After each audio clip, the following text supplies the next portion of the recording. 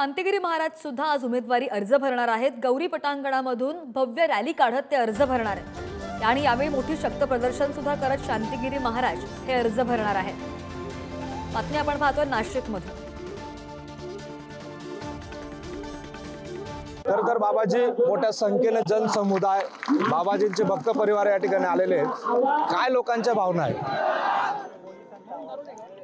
ओम जगद्गुरु जनार्दन स्वामी यांच्या चरणी आणि भारतमातेच्या चरणी वंदन करून, गोदामाता आणि कपालेश्वरी सर्व देवतांच्या चरणी मध्ये या भूमीला वंदन करून की या ठिकाणी आज जी शोभायात्रा उमेदवारी अर्ज भरण्यासाठी या ठिकाणी शुभारंभ होत आहेत, तर शक्ती प्रदर्शन म्हणून ही आमची शोभायात्रा नाही आहेत। या ठिकाणी उमेदवारी अर्ज भरीत असताना राजकारण सुद्धा आपण विशेष पद्धतीने करू शकतो, जेणेकरून जगाला एक मॉडेल बनू शकतं। म्हणून ही आमची जी शोभायात्रा आहेत ही एक शक्ती प्रदर्शन म्हणून नाही आहेत, एक राजकारणाचं मॉडेल म्हणून आम्ही या ठिकाणी शांततेच्या मार्गाने त्या ठिकाणी अर्ज भरण्यास जाणार आहोत। आणि राजकारण जो मुद्दा मानला जातो आजकाल, राजकारणाचा दृष्टिकोन जो लोकांना झालेले आहेत तो अत्यंत चुकीचा आहे।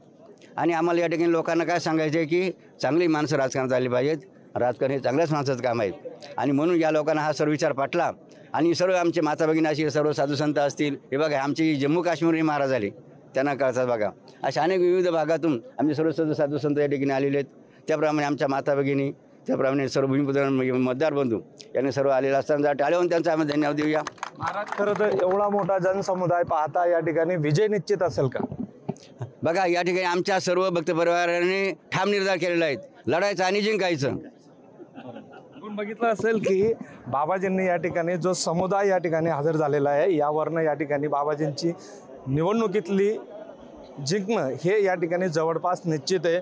मोठ्या संख्येने बाबाजी परिवारातले भक्त जे आहेत या ठिकाणी उमेदवारी अर्ज दाखल करण्यासाठी एकत्र आलेले आहेत। खुशाल पाटील, पुढारी न्यूज, नाशिक।